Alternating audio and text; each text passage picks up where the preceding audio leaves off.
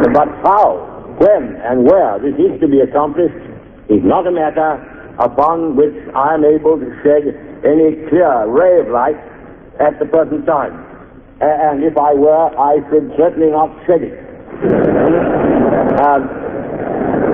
In the meanwhile, we do our best to keep the closest association at every level between all the authorities of all the countries who are engaged in the active direction of the war. And it is my special duty to promote and preserve this intimacy and concert between all parts of the British Commonwealth and Empire, and especially with the great self-governing dominions like Canada, whose Prime Minister is with us at this moment,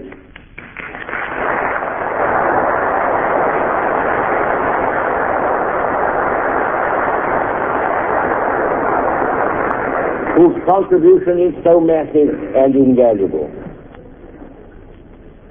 There could be no better or more encouraging example of the fruits of our consultations than the campaign in Northwest Africa, which has just ended so well.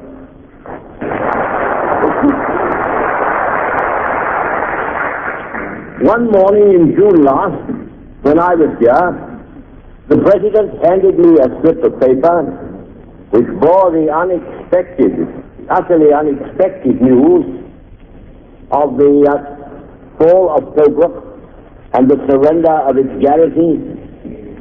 In unexplained circumstances, the surrender of its garrison of 25,000 men. That indeed was a dark and bitter hour for me.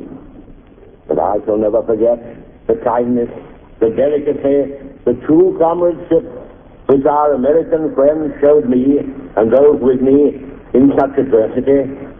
Their only thought was to find means of helping to restore the situation, and never for a moment did they question the resolution or the fighting quality of our troops. Hundreds of Sherman tanks were taken from the hands of American divisions and sent at the utmost speed round the Cape of Good Hope to Egypt. When one ship carrying 50 tanks was sunk by torpedo, the United States government replaced it and its precious vehicles before we could even think of asking them to do so.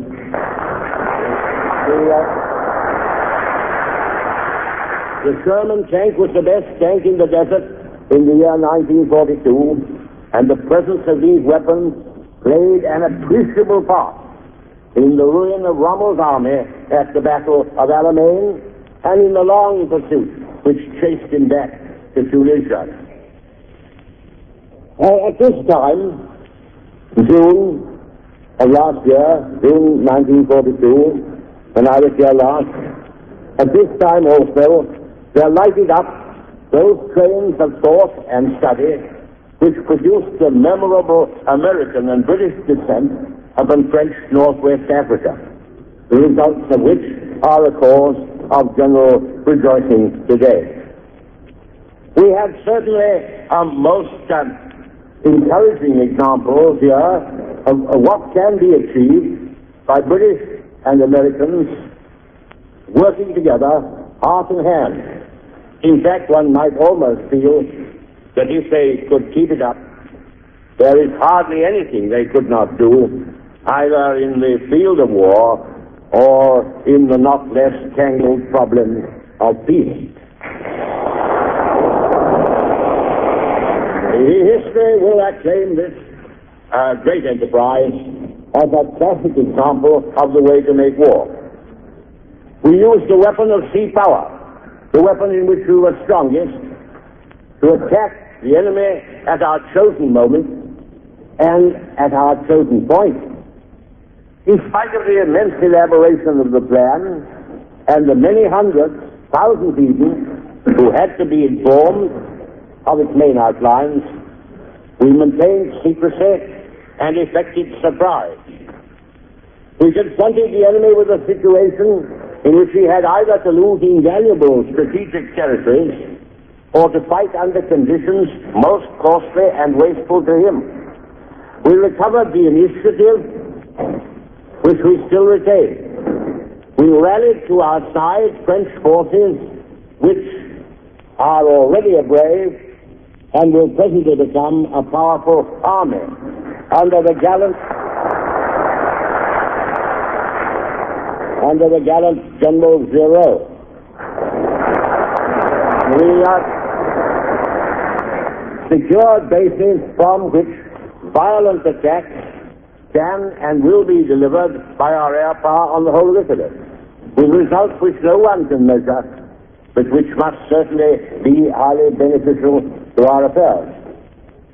We have made an economy in our strained and straitened shipping position worth several hundreds of great ships, and one which will give us the advantage of far swifter passage through the Mediterranean to the east, to the Middle East, and to the Far East.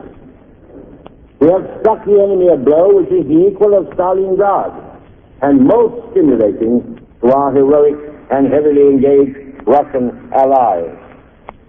And all this, Mr. President, gives the lie to the Nazi and fascist taunt that parliamentary democracies are incapable of waging effective war.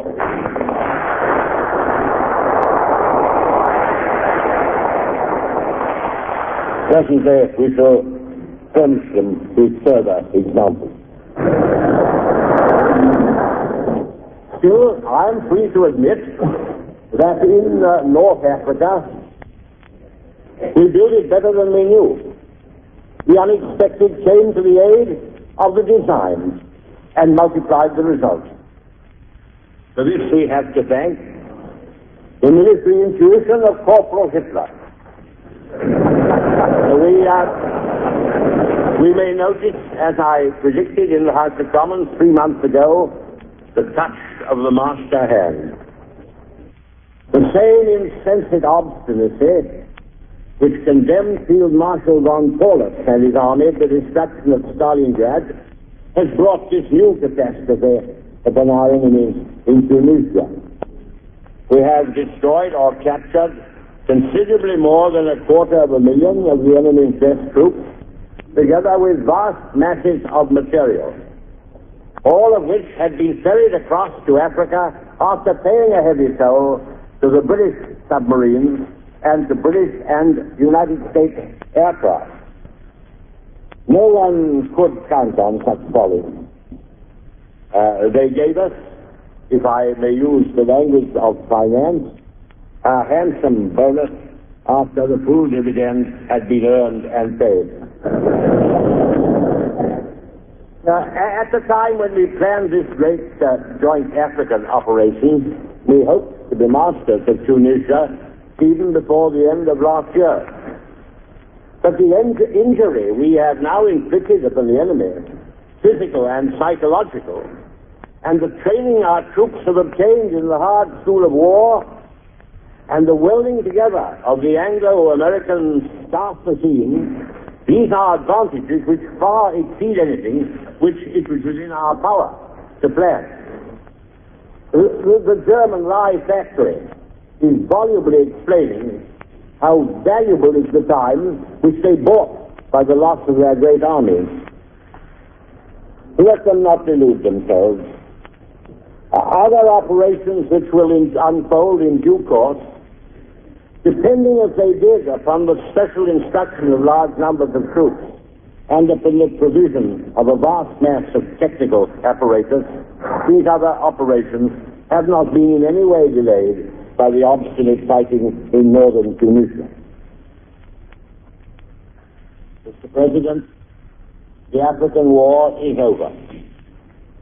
Mussolini's African empire and Corporal Hitler's strategy are alike exploded. It is interesting to compute what these performances have cost these two wicked men and those who have been their tools or their dupes. The Emperor of Abyssinia sits again upon the throne from which he was driven by Mussolini's poison gas. All the vast territories from Madagascar to Morocco, from Cairo to Casablanca, from Aden to Dakar, are under British, American, or French control. one continent at least has been cleansed and spared forever from fascist or Nazi tyranny.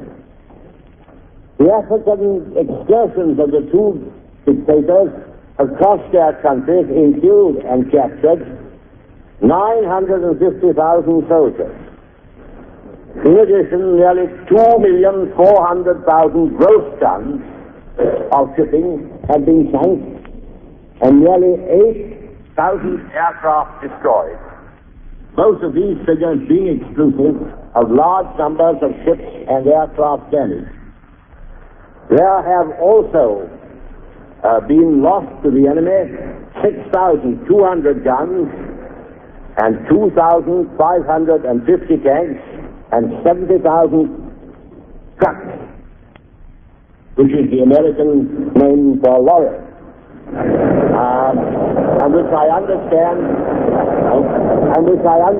has been adopted by the combined staffs in Northwest Africa in exchange for the use of the word petrol in the place of gasoline.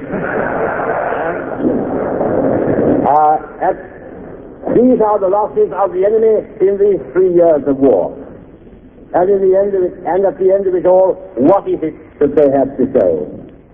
The proud German army has by sudden collapse, sudden crumpling and breaking up, unexpected to all of us, the proud German army has once again proved the truth of the saying, the Hun is always either at your throat or your feet.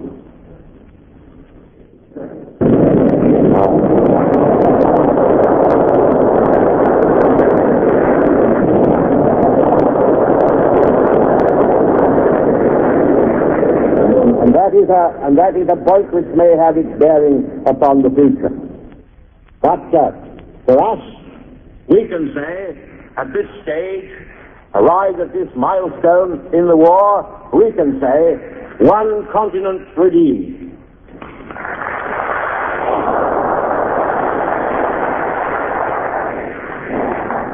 The Northwest African campaign, and particularly its Tunisian climax, is the finest example of the cooperation of the troops of 3 different countries and of the combination under one supreme commander of the sea, land, and air forces which has yet been seen. In particular, the British and American staff work, as I have said, has matched the comradeship of the soldiers of both our countries, striding forward side by side under the fire of the enemy. It was a marvel of efficient organization which enabled the 2nd American Corps, or rather Army, for that was its size, to be moved 300 miles from the southern sector, which had become obsolete through the retreat of the enemy, to the northern coast, from which, beating down all opposition, they advanced and took the fortress and harbor of Bizerta. In order to accomplish this march of 300 miles, which was covered in 12 days, it was necessary for this very considerable army, with its immense modern equipment, to traverse at right angles all the communications of the British First Army, which was already engaged or about to be engaged in heavy battle. And this was achieved without in any way disturbing the hour-to-hour supply upon which that army depended.